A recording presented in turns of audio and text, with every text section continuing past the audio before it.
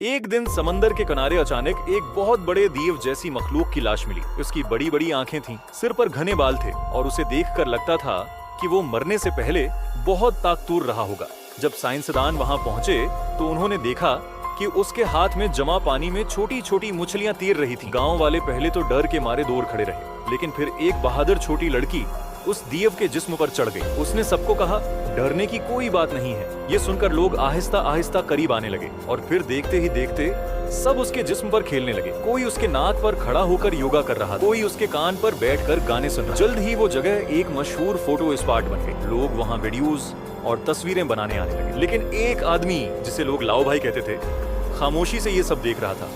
वो समझ गया था कि अगर वो लोगों को रोकेगा तो हालात खराब हो सकते हैं, इसलिए वो खामोशी से वहाँ से दूर चला गया। डूबते सूरज की रोशनी में वो दीव ऐसा लग रहा था जैसे कोई सोया हुआ दीव। उसका जिस्म सुनहरी रोशनी में चमक रहा था, लेकिन अंदर से वो बस खामोशी से सब कुछ सह रहा था। 3 दिन बाद जब लाओ भाई दोबारा आया तो मंजर बदल चुका था। लोग अब हैरान नहीं थे, बल्कि ये सोच रहे थे कि इस दीव को टुकड़ों में कैसे काटा जाए। 5 दिन गुजरने के बाद उसका जिस्म गलने लगा। जो कभी ताकत से भरा था अब वक्त की मार का शिकार हो चुका था। आखिरकार लाओ भाई हिम्मत करके उसके जिस्म पर चढ़ गया और आहिस्ता आहिस्ता उसके कंधे तक पहुंच गया।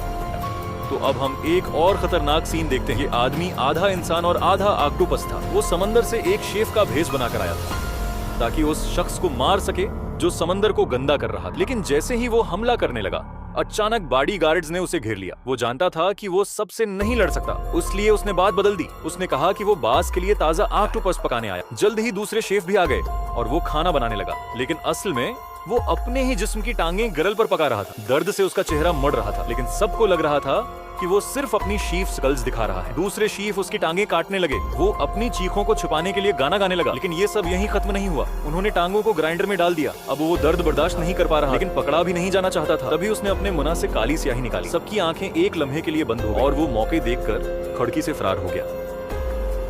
अब चलते हैं एक और जबरदस्त एक्शन सीन की तरह। हवा से बचकर एक शख्स ने मुश्किल से पैराशूट खोलकर जमीन पर, लेकिन जैसे ही वो जमीन पर पहुंचा, पैराशूट उसके जिस्म में जज्ब हो गया। दरहकीकत वो कोई और नहीं बल्कि उसका साथी वेनम था।